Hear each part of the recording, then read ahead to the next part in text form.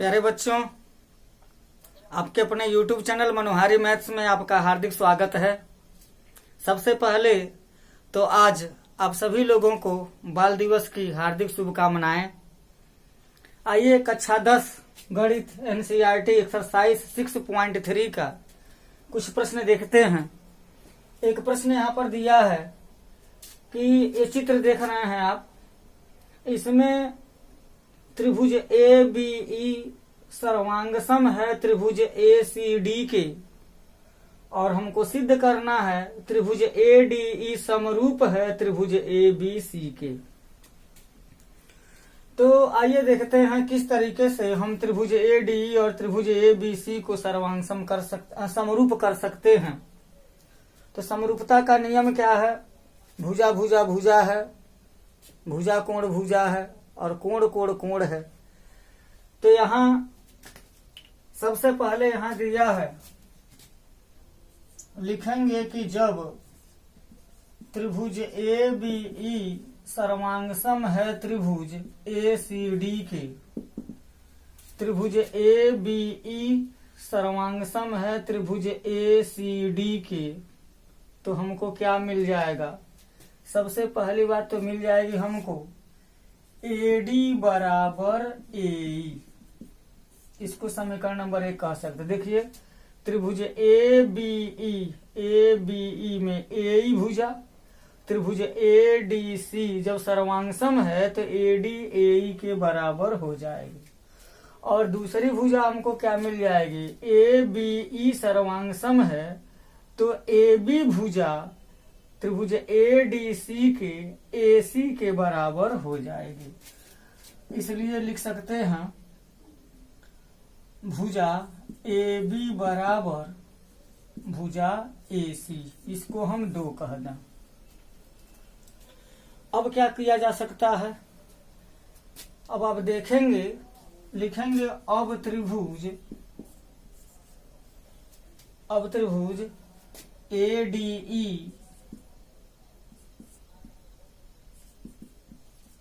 और त्रिभुज ABC में, जिस त्रिभुज को समरूप करना है उस त्रिभुज में देखेंगे तो क्या हो जाएगा?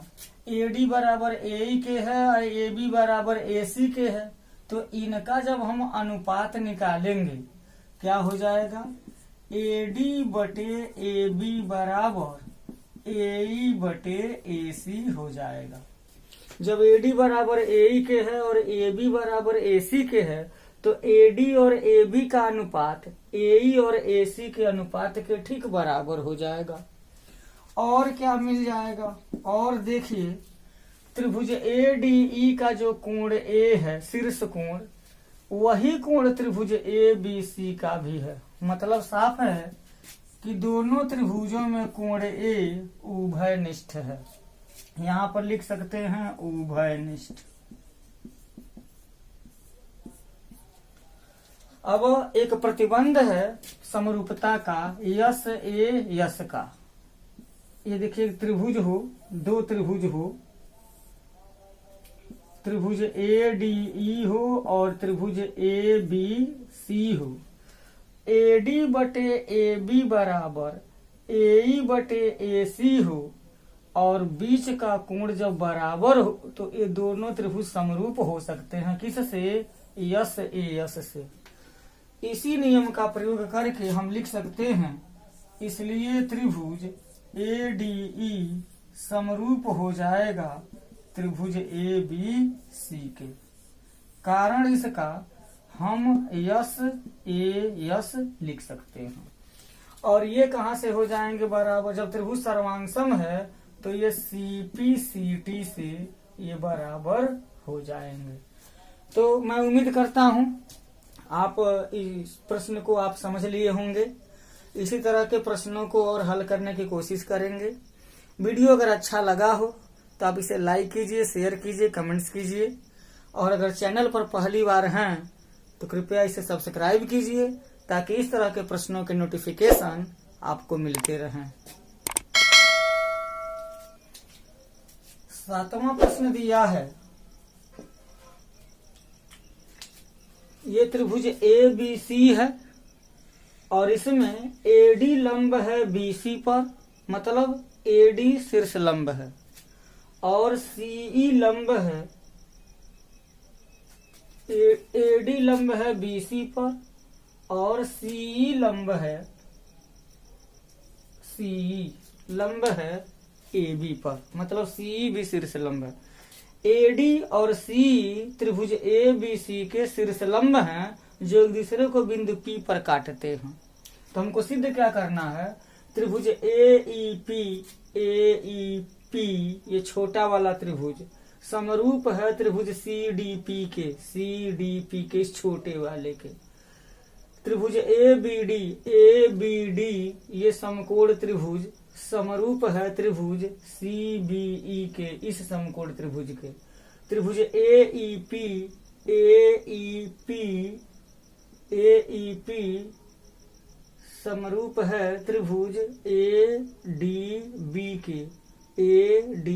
के। यहाँ तीसरे वाले में ए ई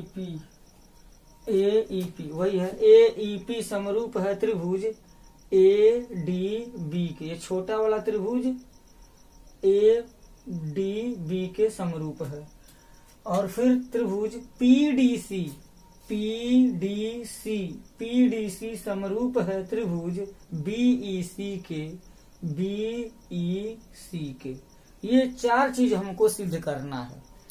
तो यहाँ पर सबसे पहला अगर हम देखें तो जिस त्रिभुज को समरूप करना है उसी त्रिभुज में वर्क करते हैं। सबसे पहले लिखेंगे त्रिभुज ए ई पी और त्रिभुज सी डी पी में। इसमें क्या हो जाएगा, हमको क्या मिलेगा। सबसे पहला तो हम ये देख सकते हैं त्रिभुज ए ई पी में ये जो हमारा कोण एक है 90 डिग्री, इस कोण दो के तो बराबर है। कोण एक बराबर हम कोण दो कर सकते हैं प्रत्येक 90 डिग्री, क्योंकि शीर्ष लंब है इसलिए 90 हो। अब क्या है, यह जो हमारा कोण 3 है और यह कोण 4 है, ये दोनों आपस में बराबर हो जाएंगे। कोण 3 बराबर कोण 4। ये कहां से, शीर्षाभिमुख कोण, वर्टिकली अपोजिट एंगल, शीर्षाभिमुख कोण है, ये आपस में बराबर हो जाएंगे। तो दो त्रिभुजों को समरूप सिद्ध करने के लिए मात्र दो कोण बराबर हों अलग अलग तो पर्याप्त प्रतिबंध है। इसको कोण कोण समरूपता नियम कहते हैं। इसलिए क्या हो जाएगा, अभी पता कर सकते हैं, जब कोण 1 बराबर कोण 2 के है, कोण 3 बराबर कोण 4 के है, तो जो तीसरा कोण है हमारा, तीसरा कोण यहाँ पर हम ले लेते हैं 5 ले लें और तीसरा कोण यहाँ 6 ले लें, तो कोण 5 बराबर हो जाएगा कोण 6 के। दो कोण बराबर हो गए तो तीसरा कोण अपने आप बराबर हो जाएगा। इसलिए ये तीनों का मैं लिख दे रहा हूँ, इसलिए लिख दे रहा हूँ कि नाम रखने में आसानी होगा। त्रिभुज या कोण 1 का नाम रखें, त्रिभुज ई कोण 3 का नाम रख देते हैं, पी कोण 5 का नाम रख देते हैं, हो जाएगा ए। समरूप हो जाएगा त्रिभुज 2 का नाम रख देते हैं, डी 4 का नाम रख देते हैं, पी 6 का नाम रख देते हैं, सी। त्रिभुज ई पी ये समरूप है त्रिभुज डी पी सी के। इसके अनुसार हम यहाँ नाम रख दिए। और फिर जब यहाँ पर ए ई पी लिखा है तो हम लिख सकते हैं या त्रिभुज ए ई पी लिख रहे हैं तो सी डी पी लिख देंगे, समरूप हो जाएगा त्रिभुज सी डी पी के। प्यारे बच्चों, सर्वांगसम में तो त्रिभुज के शीर्षों के क्रम को ध्यान में रखा चाहे न रखें, समरूपता के केस में हम त्रिभुज के नाम लिखते समय उनके शीर्षों को जरूर ध्यान में रखते हैं। यहाँ ईपीए आया है तो डीपीसी हुआ। अगर हम एईपी लिखेंगे तो इसका भी त्रिभुज सीडीपी नाम हमको रखना पड़ेगा। तो ये पहला वाला सवाल हमारा ये हल हो जाता है। दूसरा देखिए, दूसरा क्या है सिद्ध करने के लिए दिया गया है। दूसरा है त्रिभुज ए बी डी और त्रिभुज CBE के तो यहीं पर लिखेंगे हम त्रिभुज ABD और त्रिभुज CBE में। यहाँ क्या हो जाएगा, इसमें देखते हैं ABD में क्या है। तो ABD, अब इन कोणों को हम मिटा देते हैं, कोई जरूरी नहीं है, फिर से हम नाम लिख सकते हैं, आवश्यकता अनुसार हम नाम लिख लेंगे, कोई दिक्कत नहीं आएगी। त्रिभुज ABD की बात करना है और त्रिभुज CBE की बात करना है। तो हम ये देख रहे हैं तो कोण B जो है दोनों में उभयनिष्ठ है। क्या कर सकते हैं, यहाँ लिख सकते हैं कोण B बराबर, तो कोण B हो जाएगा और यहाँ उभयनिष्ठ लिख दिया जाएगा। कोण B बराबर कोण B दोनों में हो गया। अब त्रिभुज ABD का यहाँ पर जो कोण 1 है वह त्रिभुज CBE यहाँ जो कोण 2 है ये बराबर हो जाएगा, क्योंकि लंब है तो इधर 90 तो इधर भी 90, इधर 90 तो इधर भी 90 हो जाएगा। मतलब लिख सकते हैं कोण 1 बराबर कोण 2, ये कहाँ से लिख सकते हैं, प्रत्येक 90 डिग्री। अब देखिए त्रिभुज के जब दो कोण बराबर हो गए तो इस त्रिभुज का जो ये हमारा कोण 3 है, इस त्रिभुज के कोण 4 के बराबर हो जाएगा। इसलिए कोण 3 बराबर हो जाएगा, कोण 4 अपने आप बराबर हो जाएगा। इसलिए त्रिभुज का नाम रख दीजिए, नाम रखेंगे तो हो जाएगा B, कोण 1 का नाम रख देते हैं D, कोण 3 का नाम रख देते हैं A, समरूप हो जाएगा त्रिभुज B, कोण 2 का नाम है E, कोण 4 का नाम है C। या यहीं से जो नाम यहाँ पर रखा है वो नाम रख सकते हैं। ABD रखा तो ABD जब रखेंगे त्रिभुज ABD समरूप हो जाएगा त्रिभुज ABD रखे हैं तो CBE रखना पड़ेगा, CBE हो जाएगा।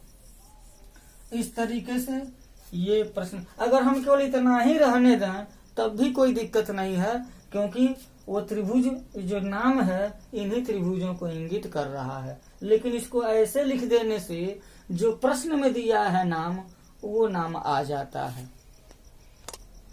अब तीसरा चीज हमको सिद्ध करना है, त्रिभुज AEP समरूप है त्रिभुज ADB के। AEP ये छोटा वाला त्रिभुज